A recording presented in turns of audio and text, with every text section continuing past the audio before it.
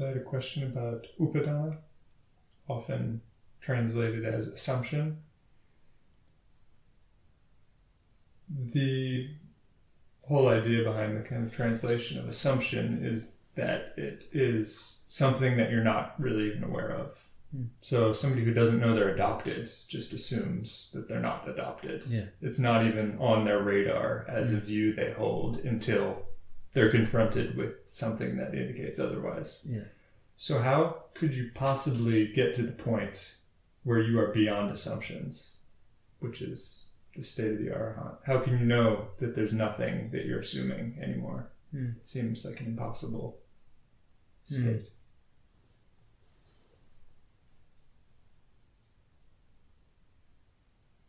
Well, it would seem impossible if that's actually a common thing, that the truth is thought of as some sort of external, on some sort of external level, like practicing the Dhamma to find out the truth, meaning some sort of metaphysical principle that underlies the universe or something. And then on that level, yes, you will never be sure that you understood everything. So it's, I mean, technically, the Dhamma is not really, at least not in the sense that people think of reality, like finding out the truth of reality, because, that notion of reality is really not what the Buddha was talking about. It's not the five aggregates. It's some external assumption to your five aggregates of some kind of external principle that underlies other people and that you can be aware of independently of your point of view. So you would know that you're free from assumption, first of all, by understanding the level where assumptions are, which is in regard to your own relationship with any ideas about the truth of reality, for example. Like assumptions would happen in regard to you thinking about this. While you're thinking about what the truth of reality is, philosophizing about that stuff, there would be assumptions there on that internal level that matters. So what is the most fundamental assumption that this is just talk about, for example? Because that's another thing. It's not like assumption in general. The Buddha said there are 4 types of assumptions. It's not apart from that. So, right. Well, like to kind of use that example again of the adopted. It's not like when you become an arahant, you like find out you're actually adopted. It's not on that level of things. Yeah. But to answer your question, self-view. Yeah. So assumption, self-view, meaning you assume that things belong to you. That's the fundamental assumption. So even when you contemplate, and not everything, by the way, it's not like truth of anatta is about finding out that things out there, like every mountain I see, every wall I see, every block of wood I see, I need to remind myself that it's anatta. No, there are things that you already recognize, this is not mine. But the assumption is specifically in regard to those more personal things in your own experience. What are those personal things? Well, form, feeling, perception, intention, and consciousness. That's where the assumption is. So you would know that you're free from assumption, first of all, by knowing what assumption. First of all, you find out what assumption is. You get the right view. That's the first milestone that you need to see. So what is that assumption of self? Is it just holding a belief, like consciously, that things are mine? Yeah, perhaps you should clear up whether there's a distinction between, let's say, belief, opinions, and assumptions, because assumptions is basically on the level of view, right? So we're not just talking about opinions and beliefs, but right, because that you can easily change. Yeah, exactly. Like almost every dedicated Buddhist already has the belief that there is no self. the belief of anatta, essentially. That then becomes another problem. And yet they're not free from suffering. So how can that? That's clearly then, as you said, it's not on the same level. Assumption and belief is not on the same level. Yeah, so that is generally the case. And now in particular, we should clear up that the Buddha actually never really taught, like almost the metaphysical statement, there is no self. Yeah. His teaching is about recognizing how things are not self. Yeah. And that is not just like, whether you add a T to the no or not, that is just splitting hairs. This is a very fundamental difference, because to start out by saying there is no self is in a sense already a denial of the problem. Yeah. Whereas once it's clear that the whole problem is to realize that things are not self, then it is about how you are regarding things. Yeah, exactly. And that's when people would think it's about the belief of self, like this metaphysical almost concept. How do you define the self? People would think it's about that. But like you said, the Buddha never discussed it in those terms. It's actually, you have a sense of self because you take things as yours. Not like first you start with the sense of self that you have to define in such and such a way. And then because that self exists, then that self takes things up. It's the other way around. Yeah. So that's why whenever the Buddha would talk about not self, he would emphasize form is not self, feeding is not self, perception is not self, intention is not self, consciousness is not self. So anything that you would take as self would have to be one of those 5 things.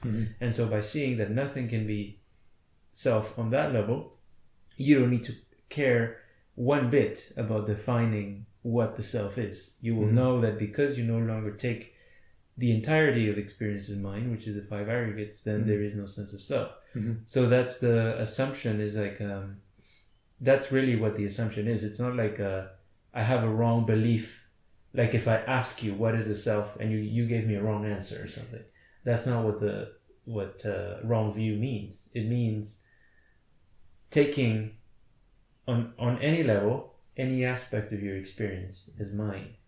So you assume, like if you have something that, actually the Buddha gave a simile, like a borrowed jewelry, and you may not even know that it's borrowed, so you assume that it's yours and you act with it as if it's yours, and then suddenly, let's say you went to a party or something and you're wearing all the jewelry and getting a lot of pleasure out of it, and then suddenly you see the person who's the actual owner of the jewelry and then he takes it away right at that moment. So that's practically speaking, you were assuming that jewelry is yours. And it's the same with the 5 aggregates. It's like everything can go well for quite a while, but the fact that the state of affairs is contrary to how you assume it to be, in this case that it does belong to you, eventually it will become clear that it's not actually the case, because at some point something you don't want will be experienced, something you want will fade away, and that's how your assumption is proved wrong. So how would you know that there is no assumption? Well, again, not by thinking of it in those abstract terms like, could I get the idea about what not self is wrong, but by asking yourself, is there any possibility that if things change in any way, in any direction, that I might not expect, or it hasn't happened before, that I would suffer? That's a measure of whether there is assumption or not, whether there is something that could make you suffer. And it's not even it's not like you can deceive yourself about this. Like if you have a basic sense of authenticity, as we discussed before, you need very little reflection actually to see that there is still suffering. And so that's your measure of the assumption. Not like how right your beliefs are on a conceptual level, but how possible is it that suffering might arise for me. And the size of your assumption is the size of how much suffering there could be and how many things could cause it. Like, so on account of reducing the size of that assumption, the size of the suffering would also decrease. So that's like the noble disciples. They still have some degree of assumption, but it can never be nearly the same amount as a Puttujana. So that's why, as the Buddha said, it's like 7 grains of sand for a Sotapanna. That is the size of the assumption compared to the size of the Puttujana's assumption, the assumption of self. So 7 grains of sand compared to the whole Himalayas. Yeah. So that's if there is suffering, if there is assumption, there has to be suffering. If there is suffering, there has to be assumption. So that's really your measure. So then, if you have developed that criteria of authenticity that we discussed before, then you know for sure how to investigate your liability. You know how to see whether you're liable to something or not. And and that's how asking yourself, death, for example, sickness, aging, like people usually think of the practice as some sort of these mystical truths that you discover, that very pleasant to find out how your consciousness is constantly changing every second or something. But the Dhamma starts with the Buddha himself. He went forth because he wanted to find a way out of sickness, aging, and death. Mm-hmm. Not because he wanted to find out these the ultimate truths of the universe. Yeah, or something. Yeah. So that is everything that he taught. Assumption, ignorance, all of that pertains to that liability to sickness, aging, and death. So any person who, even a Sotapanna or Anagami even, if they reflect properly, they would be able to see, just by thinking, by reflecting, are there things that could cause suffering in this mind? And the answer will have to be yes. So it's really about developing that self-transparency so that your questioning of your liability to suffering is accurate. And based on that, you indirectly know, okay, there is assumption left. Now, ordinarily, the view would be, I exist, and then because I exist, I have desire for this, and I regard things like that. But you just said that actually assumption of self is secondary. It is the product of taking things as mine. Mm. So in order to uproot that assumption, can we explore in more detail what is involved in regarding things as mine? Because when that becomes more clear, the result will be that there is no longer room for assumption of self. Mm. So what is then practically involved in regarding things as mine? What does that mean? Well, not attending rightly things. So not recognizing or discerning the womb of things, or attending without yoniso manasikara. So in this way, you basically take the experience, beginning of the experience, from the point of self. Yeah, first is I am the first one, and I'm attending to anything out there. So that would be the wrong type of attention. Is there something more concrete even before that? Or in terms of you mean like precepts and yeah. So you'd have to basically prepare the ground for it, so to speak, by keeping the precepts and restraining your acting out of pressure. So is it by acting out of pressure? Is it by acting out of pressure that one is practically regarding things as mine? Like, can you act out of pressure without you already regarding things as mine?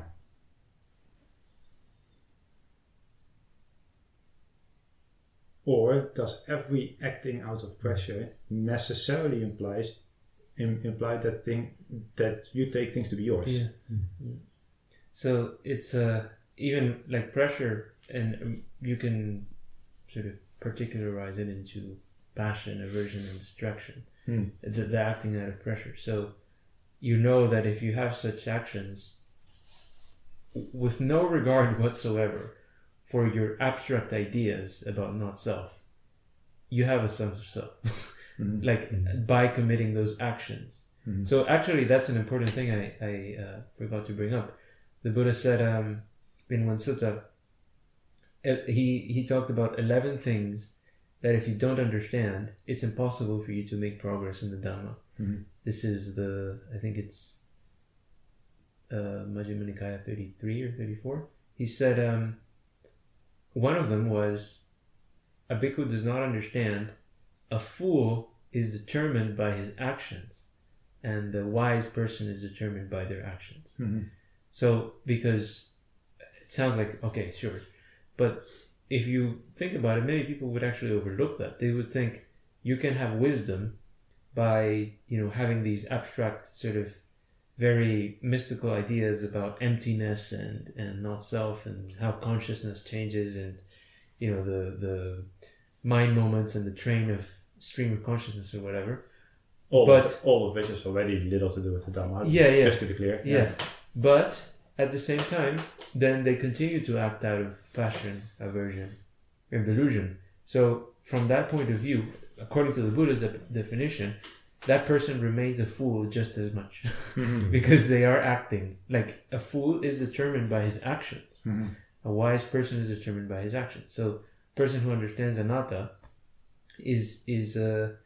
would be determined by the actions that they do, more importantly than by what that's really what's revealing your assumptions, like what actions you do, rather than your intellectual, what you say. Yeah, exactly. Because that's even also like a way of recognizing a good teacher. Yes, you have to live with him for a long time. Like, that's also from the suttas, where you have to stay for a long time and see him in different situations. Yeah, when he's being praised or criticized, when basically he's being challenged. Only then, on account of basically seeing him in this different pressing situations, you can judge. Okay, now I can see that there is. I can't see greed there or aversion. Yeah, you can catch some glimpse of that. But you see, now you say a fool is determined by his actions and a wise person is determined by his actions. But somebody comes along and says, well, I thought noble disciple who understands not self. So how can there be any action when there is no longer self?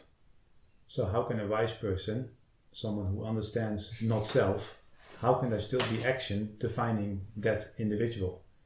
Right? That's a very common idea, but it's not accurate. So if we want to go into the truth of the statement that the fool is determined by his actions and the wise person is determined by his actions, if this is not going to give rise to those kind of questions, we should perhaps say something more about it. Yeah. So, see, that would already be coming from the same kind of mystical idea, like not self means like, oh, there's nobody here or something. Yeah, like nobody is acting, everything is just happening. You didn't decide to do anything at all. It's just the spontaneous activity of the universe. And that's precisely, or you can say, oh, it's just consciousness arising and passing or something. And you read the suttas and it seems like you're saying the same thing. Yeah. But then it's contradicting the very statement, because then the Buddha said there are things that the Arahant is incapable of doing on account of the freedom from greed, aversion, and delusion. He didn't say, oh, Arahant, there's no Arahant, so this is not really happening or something. These actions don't exist. No, it says there are things that he is incapable of doing. And it also says, actually, in another sutta, it says, here a person might see, or might think, oh, he is restrained because he's not free. He's remains in seclusion because he's still not free. He's dedicated to virtue because he's still not free. But the sutta says no, it should not be seen that way. It's because he's intent on the absence of attachment, basically. Speaking about an arahant. Yeah. So it's not saying like he has no choice to it's just a process or something. It's saying that he's choosing to still be restrained, still keep the virtue, still do these things on account of a preference for non-attachment, preference for non-craving, and all this. So it's not like because see, you would, with that view, actually, even what we usually call the mundane right view, it would be like you become an arahant by really saying there is no action, there is no fruits of good and bad actions, there is no mother, there is no father. That's essentially what the view of freedom is. But no, you have to reach freedom while still recognizing and taking on that there is action, there is results. It is you who is doing this, not somebody else. Like it's not happening by itself or any of this. So actually, kind of by trying to shortcut into the what you think the right view is, you actually end up somewhere completely different. Yeah, that's right. So, which is happening a lot in the name of Buddhism. Yeah. So this is why I thought we could spend some time dwelling on these wrong ideas. So the difficulty is then to see how can there be action against the background of the truth of not self. Yeah, because say the when the Buddha talked about being free from karma, doesn't mean, again, in this mystical sense of like there is action but really there is no action or something like that. It's when he explained why is form impermanent, why is perception impermanent, he said it's because if you were, in order for it to be self, you would have to be able to say, may my form be like this, may my form not be like this, may my feeling be like this, may my feeling not be like this. That was literally the second discourse he gave. So it's not that there is no self, again, because it's this metaphysical truth that things are not real or something. It's because of the lack of control that you have over things. So you would see absence of action would be through the understanding that even if you do something, that's being done because form, feeling, perception, intention, and consciousness is allowing you to do this. So it's kind of like in the past, with the self-view, you would have believed that you yourself were the one making, moving things around, to put it that way. But now, it's not like there is no movement. It's like every time you want to do something, you actually have to submit a proposal. And then your boss is the one who does it. But before, you assume that, no, it's like direct, kind of like I make a choice and then the result comes about like that. But you understand, actually, there's a middleman there that you were kind of missing. And because most of the time things went as you planned, like you wanted pleasure and you managed to get it, you wanted pain and you managed to avoid it, you forgot that there's actually a middleman there between you wanting something and the result actually coming about. And it's the aggregate, it's the impermanence of or the uncertainty of these things makes it so that it's not that you will never get what you want. Like factually, there are times where you can achieve your wishes, but the thing is, it always goes through that middleman. And because of that, if you understand that, you will be able to understand, there is no it's unjustifiable. It actually does me much more harm than good to assume myself to be able to directly exert control over things. But there is that relative degree of control, so to speak. So then because otherwise there would be no path, no practice, no freedom. Yeah. And then also like the arahant would be like some sort of robot functioning on deterministic principles or something.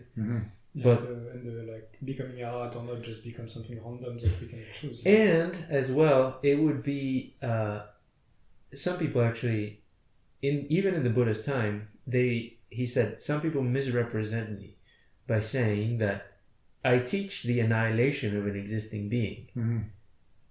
you hear that statement and you might think, oh, so they're explicitly saying like, oh, you're annihilationist. But really, annihilationism is also included in this very view that by supposedly understanding anatta, like now it's just a process and it's just happening. Yeah. So that is annihilationism. Literally, like you had a self before, and through this practice, you made it so that now there's only a process. So you annihilated the existing being that was there. And the Buddha said, some people misrepresent me by saying that's my teaching. And that's exactly what happens even today. Like people would think it's kind of, I had a self before, and then through this practice, I destroyed it basically. So, but no, the sense of self, it's not on that level. Like I said, it's that assumption of that direct control. But when you abandon it, when you abolish it, there is still an individual, as the Buddha said. Pukala is the word for individual. So there is still a kind of that's why arhats would have different tendencies. For example, like Mahakassapa, for example, he wanted to stay in the forest. The Buddha asked him to come with him to live in the more comfortable environment, and he said no. And then whenever various events and stuff happened, he was always like quite abrasive and had a different temperament than Ananda, for example. So, or one of them, Anya Kondanya, the first disciple, he was so disillusioned with this idea of more people. Like he was fond of his seclusion so much, basically. Then as soon as he became an arhat, he left and he didn't see the Buddha for like 20 years. And then there were other arhats who were, quite happy to help out the new monks and stuff. So if it were just like some sort of again deterministic like deletion of the individual, basically, then every character, of your character, then there would have to be all the same, army of same archons. Yeah, so this middleman that you were talking about, that is the five aggregates themselves, basically. Yeah. So it's like, so everything that you assumed 5 aggregates. So, okay, so that raises the question: is there still a middleman in the arhat case? No, like fully understanding that there is a middleman is how you would abandon the assumption. Yeah, that's like the assumption is of the direct. So how can one reflect on that wisely? Like, so everything that you want to do, that is to say, every intention that you think is yours, is possible only because you find yourself in a wider situation that allows you to attend in that way. Yeah. So your intentions are never in isolation, like, oh, I want to go and make a tea. Well, that's possible only because there happens to be a kitchen with a kettle and tea and all the rest of it, and there's this body. So that intention has to be seen as fully embedded within the totality of this vision experience. Yeah.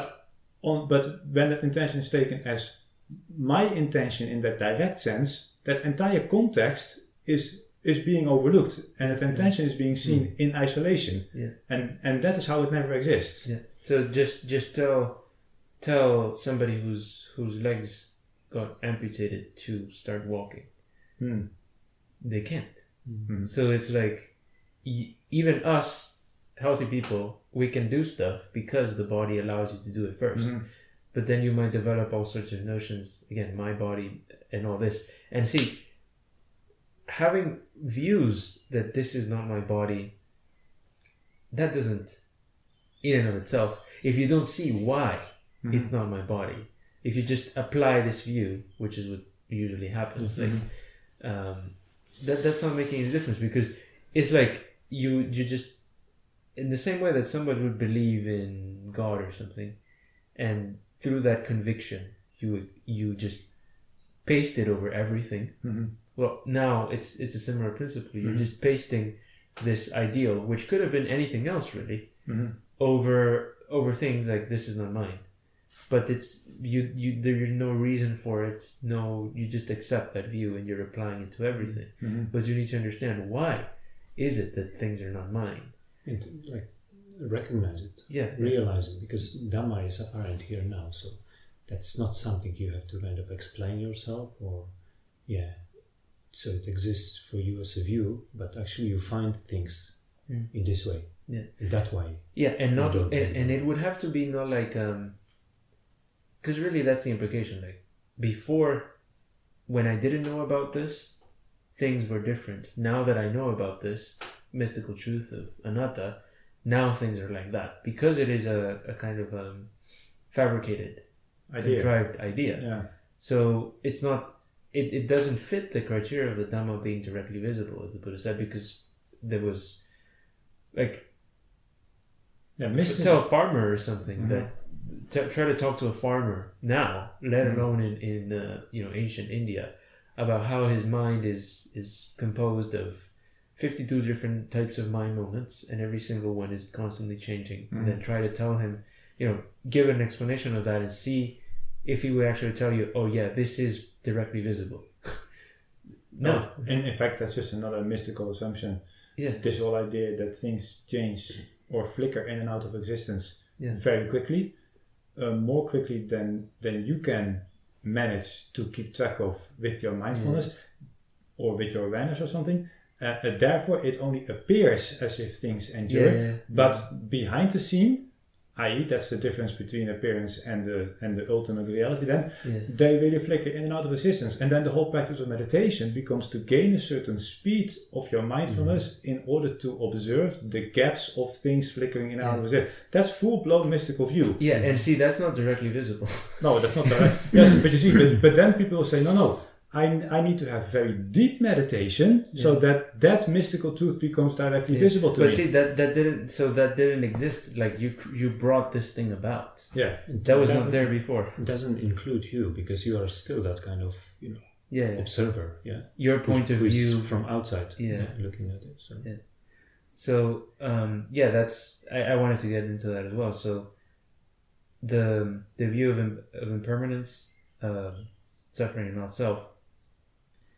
If impermanence is taken as this, like you said, things flickering in and out of existence, then it's easy to explain, so anatta means like there is no self, because if everything is constantly changing, there is no identity of things, like nothing remains the same. Yeah. But again, you don't find a single sutta where the Buddha explained not self in those terms. He always used the analogy of, or the metaphor of trying to control something. Like, he gave the simile of, if you would find random sticks and branches in the forest, and then somebody would come and burn them, and then would you be like affected and thinking, why are you burning us? Why are you burning me?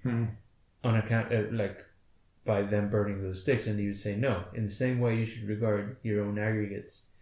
So, not because they don't exist and they're flickering in and out of existence, but again, because of the lack of control. Yeah. So even if you could see them flickering in and out of existence, like even if you could have that vision, you're still going to take that flickering in and out of existence as you control. Like, there is an exertion of assumption of control there. Like if you haven't understood the sense of self for what it is, then you might very well be having, most of the time it would be like that. Like there is exertion of that assumed intention without that middleman, as I just mentioned, towards you getting that vision of things constantly changing. Like you don't see, for example, that even that experience of seeing things constantly changing depends on having a healthy body, having a healthy mind, having, not being dead. You don't see that middleman. So the assumption of self is very much still there, because you think you have,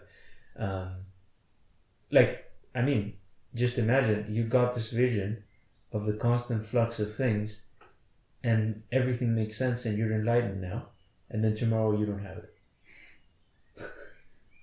You just happen to forget. Yeah, so then if you suffered on account of that, means that was not self, that you were not seeing that self, because it had to lead to freedom from any sort of appropriation.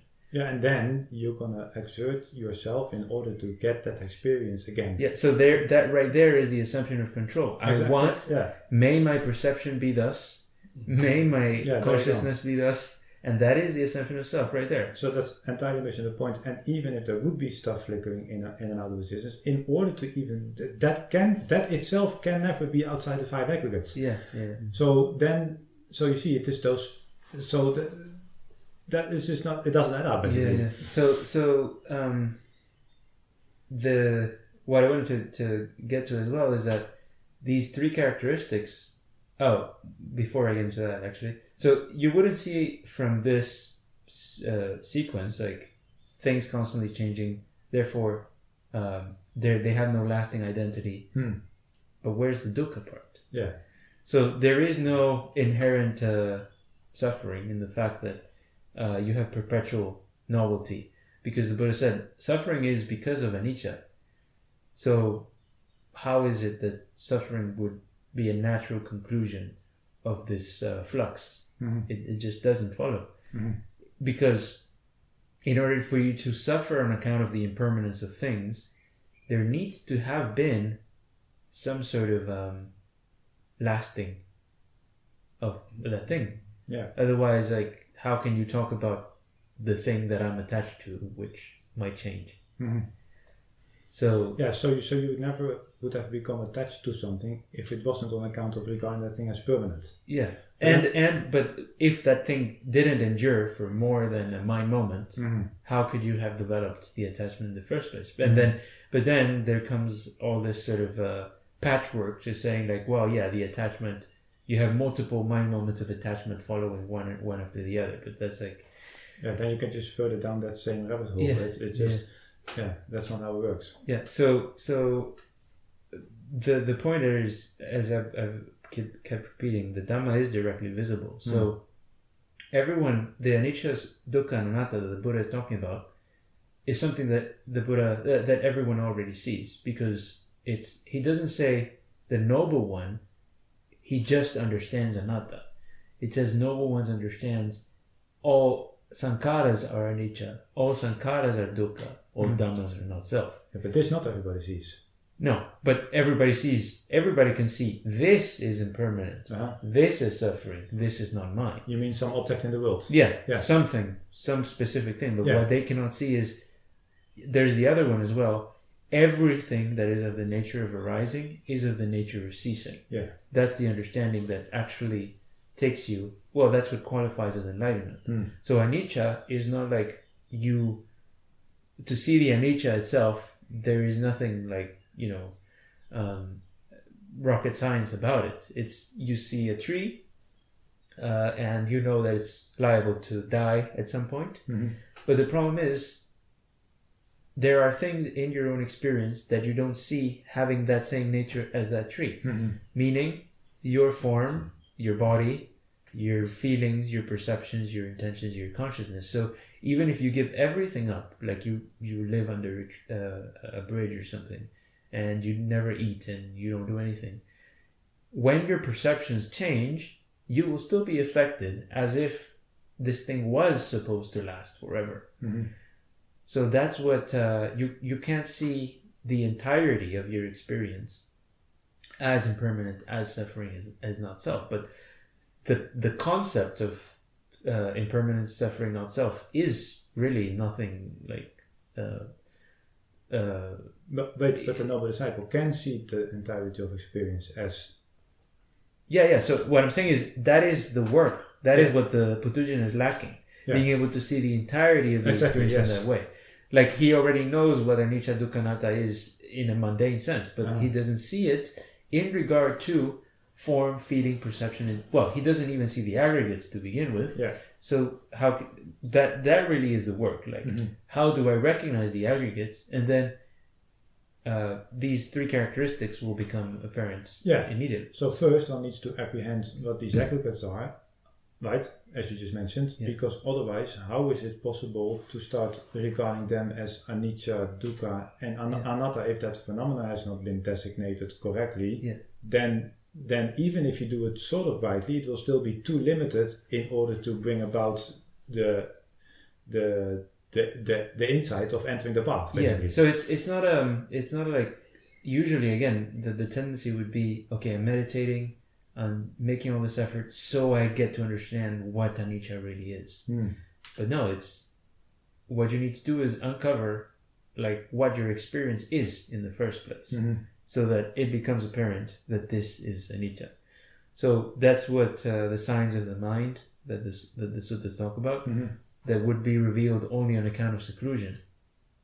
Because, well, in seclusion you get to see, actually the Buddha said that, a bhikkhu who is secluded, obviously there is seclusion by body and mind, but in this sutta he just used the word secluded, and he said a bhikkhu who is secluded, what does he see?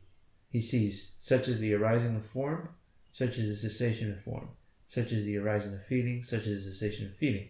But again, if you think it's this very complex mind moments of these things constantly changing, no, it's you are sitting there having thoughts about this, about that, and that right there is already the aggregates. Not like you need to take this microscope and start looking harder. It's already there right now as we're talking. Form is arising, form is ceasing. So it's on the level really of more general rather than focusing harder in particular moments. So it's you will get to see, okay, how do I see feeling? What is feeling? So how do I feel now? Pleasant, unpleasant, neutral. So this feeling now, I have various attitude towards it. I want to get rid of it. I want to get more of it if it's pleasant. But did I not have a different feeling yesterday? And I was also trying to get rid of it. And I was also trying to get more of it. So then, so that's what feeling is. It's not something mystical. It's right there. And then if it's clearly happening that, like, I always want my feelings to remain pleasant. I never want them to... If feelings were obeying my will, an unpleasant feeling would never have arisen in the first place. So then, see, that's already closer to a reflection on anicca dukkha anatta. But for as long as the person hasn't got the right view, well, it's because, not because of the anicca part, but because, well, okay, you saw some extent of feeling, but there's always more layers of it to be revealed, for example. So that's really what you would have to emphasize, like how to recognize my experience as a whole, not particular mind moments, but this experience now sitting here. That's where you would find these characteristics. So, and that's how, like, without having to have special meditation sessions or something every day to practice this, you would be able to remain with the perspective of anicca dukkha anatta, even though when you're going around doing work or something that takes all of your attention, you don't have time to be watching the moments flickering in and out, but you do know that that same experience as a whole that was there when you were alone, reflecting, like I mentioned, well, that same experience as a whole is there now. It's the same thing. So, but if it were about this, watching these, esoteric phenomena, well, that's not going to be there anymore when you come out of when you open your eyes, basically. It's not going to be there anymore. So that applied to a very limited scope.